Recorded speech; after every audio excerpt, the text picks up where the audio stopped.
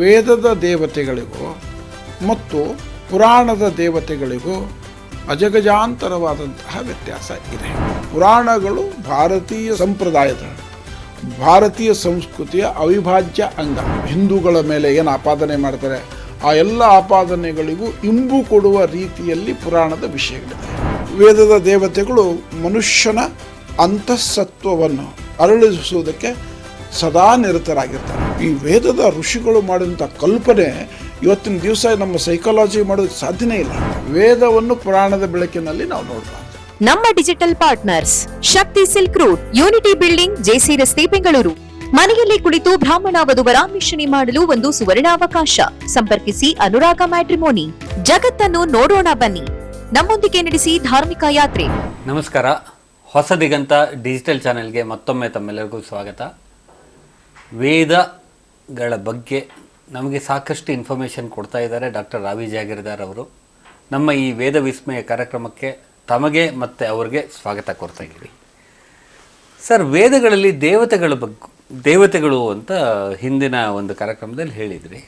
ಆ ದೇವತೆಗಳು ಏನು, ಯಾರು, ಮತ್ತು ಅವರನ್ನು ಆವಾಹನೆ ಮಾಡಿ ಪೂಜೆ ಮಾಡೋದು ಎಲ್ಲ ಹೇಗೆ, ಮತ್ತು ಈ ಪುರಾಣದ ದೇವತೆಗಳು, ಈ ದೇವತೆಗಳಿಗೂ ಏನು ವ್ಯತ್ಯಾಸ, ಇದ್ರ ಬಗ್ಗೆ ಒಂದಿಷ್ಟು ವಿಚಾರ ತಿಳಿಸಿ. ಬಹುಶಃ ಹಿಂದಿನ ಸಂದರ್ಶನಗಳಲ್ಲಿ ಇದರ ಬಗ್ಗೆ ನಾವು ಸ್ವಲ್ಪ ಮಾತಾಡಿದ್ದೀವಿ ಅಂತ ಕಾಣ್ತದೆ. ನೀವು ಮತ್ತೆ ಪ್ರಶ್ನೆ ಕೇಳಿದ್ರಿಂದ ದೇವತೆಗಳ ಬಗ್ಗೆ ಎಷ್ಟು ಬೇಕಷ್ಟು ಮಾತಾಡ್ಬೋದು. ಯಾಕಂದರೆ ಇಡೀ ವೇದದಲ್ಲಿರುವಂಥದ್ದು ಮುಖ್ಯವಾಗಿ 3 ಅಂಶಗಳು. ಒಂದು ಋಷಿ, ಇನ್ನೊಂದು ಮಂತ್ರ, ಮತ್ತೊಂದು ದೇವತೆ. ಪ್ರತಿಯೊಂದು ಋಷಿಗೂ ಪ್ರತಿಯೊಂದು ಮಂತ್ರಕ್ಕೂ ಯಾರಾದರೂ ಒಬ್ಬ ಋಷಿ ಇರಬೇಕು. ಆ ಋಷಿಗೆ ದರ್ಶನ ಆಗಿರುವಂಥ ಒಂದು ಮಂತ್ರ ಇರಬೇಕು. ಆ ಮಂತ್ರವನ್ನು ಯಾವುದೇ ಒಂದು ದೇವರಿಗೆ ಉದ್ದೇಶಿಸದೆ ಇರಬೇಕು. ನೀವು ಪ್ರಶ್ನೆ 2ನೇ ಭಾಗ ಇಲ್ಲೇ ಕ್ಲಿಯರ್ ಮಾಡಿ ಮುಂದೆ ಹೇಳ್ತೀನಿ. ಈಗ ವೇದದ ದೇವತೆಗಳಿಗೂ ಮತ್ತು ಪುರಾಣದ ದೇವತೆಗಳಿಗೂ ಅಜಗಜಾಂತರವಾದಂತಹ ವ್ಯತ್ಯಾಸ ಇದೆ. ವೇದ ಈ ಬ್ರಹ್ಮ ಅಂತ ನಾವೇನು ಹೇಳ್ತೀವಿ, ಚೈತನ್ಯ ಅಂತ ಹೇಳ್ತೀವಿ, ಶಕ್ತಿ ಅಂತ ಹೇಳ್ತೀವಿ, ಅದನ್ನು ದೇವರು ಅಥವಾ ಬ್ರಹ್ಮ ಅಂತ ಕರೆದಿದೆ. ಬ್ರಹ್ಮ ಅಂತ ಹೇಳಿದರೆ ಆ ಮೂಲ ಚೈತನ್ಯ. ಪುರಾಣಕ್ಕೆ ಬಂದರೆ ಏನಾಯಿತು, ದೇವತೆಗಳಿಗೆ ಒಂದು ಆಕಾರ ಕೊಟ್ಟರು, ರೂಪ ಕೊಟ್ಟರು. ಗಣಪತಿ ಅಂತ ಹೇಳಿದರೆ ಆನೆ ರೂಪ, ಆಂಜನೇಯ ಅಂತ, ಮಾರುತಿ, ಹನುಮಂತ ಅಂತ ಹೇಳಿದರೆ ಅದು ಕೋತಿ ರೂಪ ಮಾಡಿದರು. ಈಶ್ವರ ಅಂತ ಹೇಳಿದರೆ ಅದಕ್ಕೆ ಒಂದು ನಾಮ ಪಟ್ಟಿ ಬೆಳೆದ್ಬಿಟ್ಟು ಕೈಯೊಳಗೊಂದು ತ್ರಿಶೂಲ ಕೊಟ್ಟು, ಸರಸ್ವತಿ ಅಂತ ಬಂದರೆ ವೀಣಾ ಪಾಣಿ, ಅದನ್ನು ಆ ರೀತಿ ಒಂದೊಂದು ದೇವತೆಗೊಂದು ಮಾಡಿದರು. ಮತ್ತು ಅನೇಕ ಕಡೆಗೆ ಪುರಾಣಗಳಲ್ಲಿ ನಾವು ಸ್ಟ್ರೇಟಾಗಿ ಪುರಾಣಗಳನ್ನು ನೋಡ್ತಾ ಹೋದರೆ ಬೇಕಾದಷ್ಟು ದಿಕ್ಕು ತಪ್ಪಿಸುವ ರೀತಿಯಲ್ಲಿ ಈಗೇನು ಆಪಾದನೆ ಮಾಡ್ತಾರೆ, ಹಿಂದೂಗಳ ಮೇಲೆ ಏನು ಆಪಾದನೆ ಮಾಡ್ತಾರೆ, ಆ ಎಲ್ಲ ಆಪಾದನೆಗಳಿಗೂ ಇಂಬು ಕೊಡುವ ರೀತಿಯಲ್ಲಿ ಪುರಾಣದ ವಿಷಯಗಳಿದೆ. ಆದರೆ ನಾವು ಪುರಾಣಗಳನ್ನು ವೇದದ ಬೆಳಕಿನಲ್ಲಿ ನೋಡಬೇಕು. ವೇದವನ್ನು ಪುರಾಣದ ಬೆಳಕಿನಲ್ಲಿ ನಾವು ನೋಡಬಾರ್ದು. ಈಗ ಉದಾಹರಣೆಗೆ ದೇವರು ತಗೊಳ್ಳಿ. ಈಗ ವಾಯು ಅಂತ ಪುರಾಣದಲ್ಲಿ ನೀವು ತಗೊಳ್ರೆ, ವಾಯು ಹನುಮಂತನ ತಂದೆ ಅಂತ. ಸೊ ಅಂಜನಿ ಪುತ್ರ ವಾಯು ಅಂಜನಿ ಸಂಧಿಸಿದರು, ಆನಂತರ ಹನುಮಂತ ಬಂದಾತ.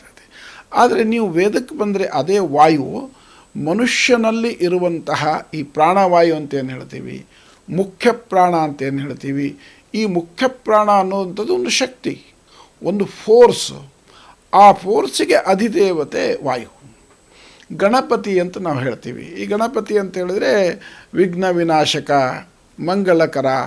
ಅವನಿಗೊಂದು ಆನೆ ಸೊಂಡಿಲಿದೆ, 4 ಕೈ ಇದೆ, ಪಾಶ ಅಂಕುಶಧಾರಿ ಅಂತ ಎಲ್ಲ ಗಣೇಶನ ಪುರಾಣದಲ್ಲಿ ಬರುತ್ತೆ, ನಾವು ಹೇಳ್ತೀವಿ. ನೀವು ವೇದಕ್ಕೆ ಬಂದುಬಿಟ್ರೆ ಗಣಪತಿ ಅಂತ ಹೇಳಿದರೆ, ಗಣ ಅಂದರೆ ಮಂತ್ರ, ಪತಿ ಅಂತ ಹೇಳಿದ್ರೆ ಅದು ಅಧಿದೇವತೆ, ಅದನ್ನು ರೂಲ್ ಮಾಡುವಂಥವನು ಅಥವಾ ಅದಕ್ಕೆ ಮುಖ್ಯಸ್ಥನಾಯಿತು. ಸೊ ಈಗ ಗಣಪತಿ ಅನ್ನುವಂತಹ ದೇವತೆ ಅಥವಾ ವಿಶ್ವಶಕ್ತಿ ಅಂತ ಕರೀತಾರೆ. ವಿಶ್ವಶಕ್ತಿ, ಕಾಸ್ಮಿಕ್ ಎನರ್ಜಿ ಅಂತ ಹೇಳ್ತೀವಿ. ಗಣಪತಿ ಅಂತುವಂಥ ವಿಶ್ವಶಕ್ತಿಗೆ ಮನುಷ್ಯರು ಪಠನ ಮಾಡುವಂತಹ ಎಲ್ಲ ಮಂತ್ರಗಳು ಫಲಪ್ರದವಾಗಿ ಮಂಗಳಕರವಾಗಿ ಘಟಿಸಲಿ, ಅದೆಲ್ಲ ಪ್ರಕಟ ಆಗಲಿ, ಮ್ಯಾನಿಫೆಸ್ಟ್ ಆಗಲಿ ಅನ್ನೋದನ್ನು ಪ್ರೇರಣೆ ಮಾಡುವಂಥದ್ದು ಗಣಪತಿ. ಹೀಗೆ ಪುರಾಣದಲ್ಲಿರುವಂತಹ ದೇವತೆಗೂ ಅಲ್ಲಿ ಒಂದು ಬೇರೆ ಶಕ್ತಿ ಇದೆ. ವೇದದಲ್ಲಿ ಅನೇಕ ದೇವತೆಗಳು ನಿಮಗೆ ಬರ್ತಾರೆ.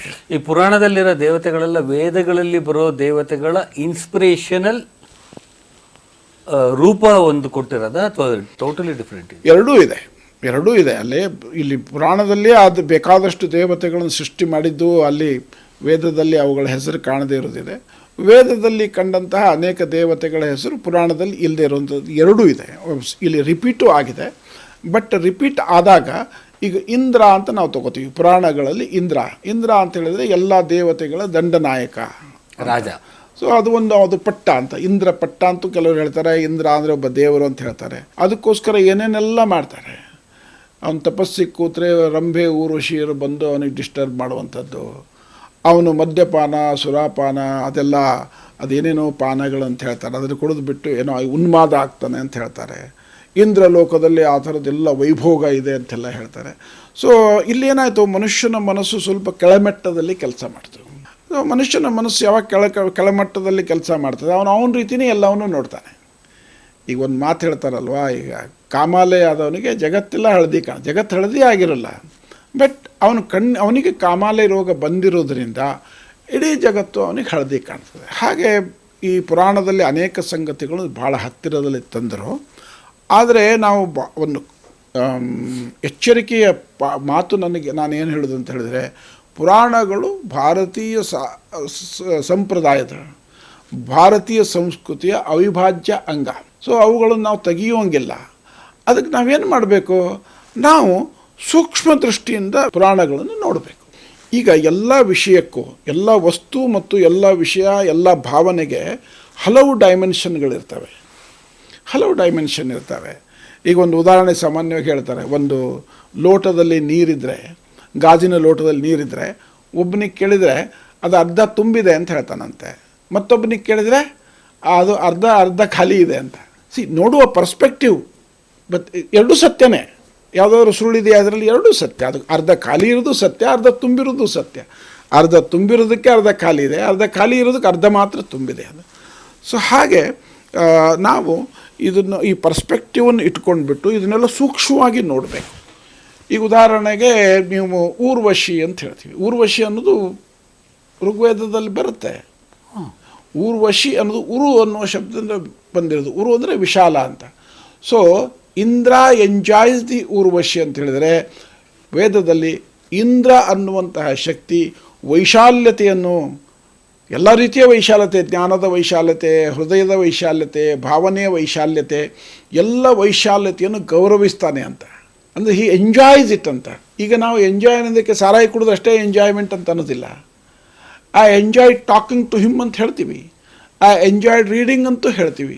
ಅದರಲ್ಲೂ ಕೂಡ ತಾಮಸಿಕವಾದಂತಹ ಮತ್ತು ಸಾತ್ವಿಕವಾದಂತಹದ್ದು ಎರಡೂ ಸಂಗತಿಗಳು ಇದೆ. ಹಾಗಾಗಿ ಇಂದ್ರ ಅದನ್ನು ವಿಶಾಲತೆಯನ್ನು ಆನಂದ ಪಡ್ತಾನೆ ಅಂತ. ಊರ್ವಶಿ ಅನ್ನೋದು ಅಲ್ಲೂ ಇದೆ ಇಲ್ಲೂ ಇದೆ, ಬಟ್ ತಪ್ಪು ಅರ್ಥ ಆಗಿಬಿಟ್ಟಿದೆ. ಅದನ್ನು ಜ್ಞಾನವನ್ನು ಸಂವಹನ ಮಾಡುವಲ್ಲಿಯೂ ಕೂಡ ಒಂದು ಚ್ಯುತಿ ಆಗಿರಬಹುದು. ಜ್ಞಾನವನ್ನು ಸಂವಹನ ಮಾಡುವಲ್ಲಿ ಮತ್ತು ಜ್ಞಾನವನ್ನು ಗ್ರಹಣ ಮಾಡುವಲ್ಲಿ ಎರಡೂ ಆಗಿರುತ್ತೆ. ಅನೇಕ ಸಾರಿ ನೀವು ಅನುಭವಿಸಿರಬೇಕು. ನಾನೇನೋ ಒಂದು ಹೇಳ್ತೀನಿ, ನಿಮ್ಮ ಮನಸ್ಸಲ್ಲಿ ಏನಿರುತ್ತೆ ಅದನ್ನು ತಿಳ್ಕೊಂಡಿರ್ತೀರಿ.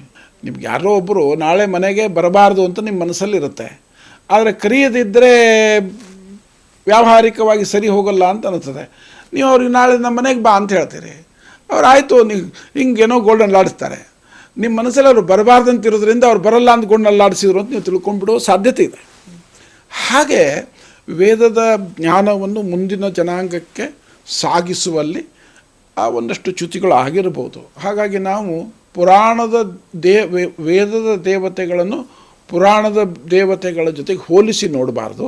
ಪುರಾಣದ ದೇವತೆಗಳನ್ನು ವೇದದ ದೇವತೆಗಳಿಗೆ ಹೋಲಿಸಿ ಅದೇನು ಶಕ್ತಿ ಇದೆ, ಅದು ಹ್ಯಾಕೆ ಕೆಲಸ ಮಾಡ್ತದೆ ಅನ್ನೋದನ್ನು ನಾವು ಅರ್ಥ ಮಾಡಿಕೊಂಡ್ರೆ ಮಿಸ್ಗೈಡ್ ಆಗುವಂಥದ್ದು ಅಥವಾ ಮಿಸ್ಲೀಡ್ ಆಗುವಂಥದ್ದು ಎಲ್ಲೂ ಸಾಧ್ಯತೆ ಇಲ್ಲ. ಹಿಂದಿನ ಇದರಲ್ಲಿ ಎಪಿಸೋಡ್ಗಳಲ್ಲಿ ನಾನು ಯಾವಾಗೋ ಒಂದು ಸಾರಿ ಹೇಳಿದ್ದೇನೆ, ಈ ಅಗ್ನಿ ಅಂತುವಂತಹ ದೇವರು ಮನುಷ್ಯನಲ್ಲಿ ಇರುವಂತಹ ಸಂಕಲ್ಪದ ಅಧಿದೇವತೆ. ಇಂದ್ರ ಅಂತ ಹೇಳಿದರೆ ಸ್ಪಷ್ಟ ವಿಚಾರ ಶಕ್ತಿಯ ಅಧಿದೇವತೆ ಅಂತ. ಗಣಪತಿ ನಾನು ಈಗ ಹೇಳಿದೆ ಮಂತ್ರಗಳ ಅಧಿಪತಿ ಅಂತ ಹೇಳಿಬಿಟ್ಟು. ಇನ್ನು ದೇವಿ ಸರಸ್ವತಿ ಬರ್ತಾಳೆ, ಪುರಾಣದಲ್ಲಿಯೂ ಸರಸ್ವತಿ ಬರ್ತಾಳೆ. ಇದರಲ್ಲಿ ವೇದದಲ್ಲಿ ಸರಸ್ವತಿ ಪಾವಕಾನಾಹ ಸರಸ್ವತಿ ಯಜ್ಞಂ ವಷ್ಟು ಧಿಯಾವಸು. ಪಾವಕಾನಾಹ ಸರಸ್ವತಿ ಅಂದರೆ ನನ್ನನ್ನು ಪವಿತ್ರ ಮಾಡುವಂಥ, ನನ್ನನ್ನು ಶುದ್ಧ ಮಾಡುವಂಥ. ಇಲ್ಲಿ ಏನು ಮಾಡ್ತಾರೆ, ಏನು ಶುದ್ಧಿ ಮಾಡಬೇಕು ಅನ್ನೋದು ಅಲ್ಲಿ ಅನೇಕ ಮಂತ್ರಗಳು ನಿಮಗೆ ಗೊತ್ತಾಗ್ತದೆ. ಏನಂದರೆ ನನ್ನಲ್ಲಿರುವಂತಹ ಋತಪ್ರಜ್ಞೆ, ನನ್ನಲ್ಲಿ ಇರುವಂತಹ ಪ್ರೇರಣೆ, ಸತ್ಯದ ಕಡೆಗಿನ ಪ್ರೇರಣೆ ಅಂತ ಹೇಳ್ತಾರೆ. ಋತಪ್ರಜ್ಞೆ, ಸತ್ಯದ ಕಡೆಗಿನ ಪ್ರೇರಣೆ ಅಂತ ಹೇಳ್ತಾರೆ. ಸರಸ್ವತಿ ದೇವಿ ನಮ್ಮಲ್ಲಿ ಇರುವಂತಹ ಋತಪ್ರಜ್ಞೆಯನ್ನು ಜಾಗೃತಗೊಳಿಸಿ ವಿಸ್ತಾರಗೊಳಿಸುವಂತಹ ಅಧಿದೇವತೆ ಸರಸ್ವತಿ. ಅದೇ ರೀತಿ ಅದಿತಿ ಅಂತ ಬರ್ತಾಳೆ. ಸೊ ಪುರಾಣದಲ್ಲಿಯೂ ಕೂಡ ಈ ಸಪ್ತರ್ಷಿಗಳ ತಾಯಿ ಅದಿತಿ ಅಂತ ಪುರಾಣಗಳಲ್ಲಿ ಬರುತ್ತೆ. ಬಟ್ ವೇದದಲ್ಲಿ ಬಂದರೆ ಅದಿತಿ ಅಂತ ಹೇಳಿದರೆ ಅವಳು ಈ ಅನಂತತೆಯ ಅಧಿದೇವತೆ. ಸೊ ನಾವು ಜಗತ್ತಿನಲ್ಲಿ ಏನಂತ ಹೇಳಿದರೆ ನಮಗೆ ಎಲ್ಲವನ್ನು ಡಿವೈಡ್ ಮಾಡಿ ಮಾಡಿ ಮಾಡಿ, ಸೊ ಇದು ಮನೆ, ಇದು ಆಫೀಸು, ಕಟ್ಟಡನೇ ಆದರೆ ಇದು ಮನೆ, ಇದು ಆಫೀಸು, ಇದು ಅಂಗಡಿ, ಈ ರೀತಿ ಡಿವೈಡ್ ಮಾಡಿ ನೋಡ್ತೀವಿ. ಅದಕ್ಕೆ ಅನೇಕತಾ ಜ್ಞಾನ ಅಂತ ಹೇಳ್ತೀವಿ. ಒಂದು ಏಕತಾ ಜ್ಞಾನ ಅಂತ ಹೇಳುತ್ತೆ ವೇದ. ಈ ಏಕತಾ ಜ್ಞಾನ ಮನುಷ್ಯನಲ್ಲಿ ಉದಯಿಸಬೇಕಾದ್ರೆ ನಾವು ಅದಿತಿ ದೇವತೆಯನ್ನು ಆವಾದಿಸಬೇಕಾಗುತ್ತೆ. ಮತ್ತೊಂದು ಬಹುವಚನದಲ್ಲಿ ದೇವತೆಗಳಿದ್ದಾರೆ. ಅಶ್ವಿನಿ ದೇವತೆಯರಂತೂ ಇದ್ದೇ ಇದ್ದಾರೆ. ಅದು ಬಿಟ್ಟರೆ ಋಭುಗಳು ಅಂತಿದ್ದಾರೆ. ಈ ಋಭುಗಳನ್ನು ವೇದದ ಋಷಿಗಳು ಡಿವೈನ್ ಆರ್ಟಿಸನ್ಸ್ ಅಂತ, ದೈವಿ ಶಿಲ್ಪಿಗಳು ಅಂತ ಕರೆದಿದ್ದಾರೆ. ಇವ್ರ ಕೆಲಸ ಏನು? ಶಿಲ್ಪ. ಇವರೇನು ಶಿಲ್ಪ, ದೇವತೆಗಳು ಏನು ಶಿಲ್ಪ ಮಾಡ್ತಾರೆ? ನಾವಿವತ್ತು ನೋಡಿದ್ದೀವಿ ಆರ್ಟಿಸನ್ಸ್ ಅಂದರೆ ಕುಶಲಕರ್ಮಿಗಳು ಅಂತ. ಕುಶಲಕರ್ಮಿಗಳು ಏನು ಮಾಡ್ತಾರೆ? ಯಾವುದೋ ಒಂದು ವಸ್ತು ನಿರುಪಯೋಗಿವಾದಂಥ ಸ್ಪೇರ್ ಪಾರ್ಟ್ಗಳನ್ನು ಒಟ್ಟಿಗೆ ಜೋಡಿಸ್ಬಿಟ್ಟು ಅದಕ್ಕೊಂದು ಫಂಕ್ಷನ್ ಕ್ರಿಯೇಟ್ ಮಾಡ್ತಾರೆ. ಅದು ಒಂದು ವ್ಯವಸ್ಥಿತವಾಗಿ ಕಾರ್ಯ ಮಾಡುವಂತೆ ಒಂದು ಯಾವುದೋ ಉದ್ದೇಶದ ಕಾರ್ಯ ಮಾಡುವ ಹಾಗೆ ಒಂದು ಮಷಿನ್ ಮಾಡ್ತಾರೆ. ಹಾಗೆ ಈ ಶರೀರ ಅನ್ನೋದು ಕೂಡ ಈ ದೇವರ ಅನುಗ್ರಹವನ್ನು ಸ್ವೀಕರಿಸಲಿಕ್ಕಿರುವಂತಹ ಒಂದು ಇನ್ಸ್ಟ್ರೂಮೆಂಟ್, ಒಂದು ಪಾತ್ರೆ. ಇಲ್ಲಿ ಅನೇಕ ರೀತಿಯಾದಂತಹ ಈ ಕುಶಲ ಕಾರ್ಯ ನಡಿಬೇಕಾಗ್ತದೆ. ಅಲ್ಲಿ ಒಂದು ಹೊಂದಾಣಿಕೆ ಇರಲ್ಲ, ಅಲ್ಲಿ ಒಂದು ಸಾಮರಸ್ಯ ಇರಲ್ಲ. ಈ ಹೊಂದಾಣಿಕೆಯನ್ನು ಉಂಟು ಮಾಡೋದಕ್ಕೆ, ಈ ಸಾಮರಸ್ಯವನ್ನು ನಿರ್ಮಾಣ ಮಾಡೋದಕ್ಕೆ ಈ ದೈವಿ ಶಿಲ್ಪಿಗಳು, ಡಿವೈನ್ ಆರ್ಟಿಸ್ಟ್ ಋಭುಗಳು ಬೇಕು. ಸೊ ಅದಕ್ಕೆ ಅವರು ಅಧಿದೇವತೆಗಳಾಗಿರ್ತಾರೆ. ಇನ್ನು ಸರಮ ಅಂತ ಇನ್ನೊಬ್ಬಳು ದೇವಿ ವೇದದಲ್ಲಿ ಬರ್ತಾಳೆ. ಈ ಸರಮಾದೇವಿಯ ಕೆಲಸ ಏನು ಅಂತ ಹೇಳಿದರೆ, ಈಗ ಮನುಷ್ಯನಲ್ಲಿ ಒಂದು ಇಂಟ್ಯೂಷನ್ ಅಂತಿದೆ, ಅಂತರ್ಬೋಧೆ ಅಂತ ಹೇಳ್ತೀವಿ ಅಥವಾ ಬೋಧ ಅಂತ ಹೇಳ್ತೀವಿ. ಮನುಷ್ಯನಲ್ಲಿ ಇರುವಂತಹ ಈ ಅಂತರ್ಬೋಧೆಯನ್ನು ಜಾಗೃತಗೊಳಿಸುವಂಥ. ಈಗೇನಾಗ್ತದೆ, ನಮ್ಮ ಸಾಧಾರಣ ಮನಸ್ಸಿಗೆ ನಮ್ಮಲ್ಲಿ ಏನೇನು ಶಕ್ತಿ ಇದ್ದಾವೆ ಅಂತ ಗೊತ್ತಾಗಲ್ಲ. ಒಂದು. ಎರಡನೇದು, ನಮ್ಮಲ್ಲಿರುವಂತಹ ಶಕ್ತಿಗಳಿಗೆ ಈ ಷಡ್ರಿಪುಗಳು ಅಂತ, ವೈರಿಗಳು ಅಂತ ನಾವೇನ್ತೀವಿ, ಹಿಂದಿನ ಸಂಚಿಕೆಯಲ್ಲಿ ನಾವು ನೋಡಿದ್ದೀವಿ. ಕಾಮ, ಕ್ರೋಧ, ಲೋಭ, ಮೋಹ, ಮದ, ಮತ್ಸರ ಅನ್ನೋದು ಮನುಷ್ಯನ ಆಂತರಿಕ ವೈರಿಗಳು. ಇಡೀ ವರ್ಗಗಳು ಸಾಂಕೇತಿಕವಾಗಿ ಅಂಥದ್ದು. ಇಡೀ ವೇದದಲ್ಲಿ ನೀನು ನಿನ್ನ ವೈರಿಗಳಿಗೆ ಜೊತೆಗೆ ಹೋರಾಡು. ಇಂದ್ರ ನನಗೆ ಶಕ್ತಿ ಕೊಡು ನನ್ನ ವೈರಿ ಜೊತೆಗೆ ಹೋರಾಡಲಿಕ್ಕೆ. ಸೂರ್ಯ ನನಗೆ ಶಕ್ತಿ ಕೊಡು ನನ್ನ ವೈರಿಗಳ ಜೊತೆ ಸೋಲಿಸೋದಕ್ಕೆ. ಗಣಪತಿ ನನಗೆ ಶಕ್ತಿ ಕೊಡು ನಾನು ನನ್ನ ವೈರಿಗಳನ್ನು ನಿರ್ನಾಮ ಮಾಡೋದಕ್ಕೆ. ಹೀಗೆಲ್ಲ ಮಂತ್ರಗಳೇನು ಬರ್ತವೆ, ಇದೆಲ್ಲವೂ ಕೂಡ ಹೊರಗಿನ ವೈರಿಗಳ ಬಗ್ಗೆ ಅಲ್ಲ. ಋಷಿಗಳಿಗೆಲ್ಲ ಯಾವ ವೈರಿಗಳಿದ್ರು? ಕಾಡಿನಲ್ಲೆಲ್ಲೋ ಯಾರಿಗೂ ಗೊತ್ತಿಲ್ಲ ಜಾಗದಲ್ಲಿ. ಆಗ ಋಷಿಗಳು ನನ್ನನ್ನು ವೈರಿಗಳಿಂದ ರಕ್ಷಿಸೋದು ಯಾಕೆ ಕೇಳಬೇಕು ಅಂದರೆ, ಇವರೆಲ್ಲ ಕೇಳಿದ್ದು ವೇದದಲ್ಲಿ ಆಂತರಿಕವಾದಂತಹ ವೈರಿಗಳಿದ್ದಾರೆ. ಆಂತರಿಕವಾಗಿರುವಂಥ ಏನು ಈ ಷಡ್ರಿಪುಗಳಂತ ನಾವು ಹೇಳ್ತೀವಿ, ಅದನ್ನು ಬಡಿದು ಓಡಿಸೋದಕ್ಕೆ. ಅದು ಎಲ್ಲೆಲ್ಲಿದೆ ದೇಹದಲ್ಲೇ ಅವು ಮನೆ ಮಾಡಿರ್ತಾವೆ ಈ ಷಡ್ರಿಪುಗಳು.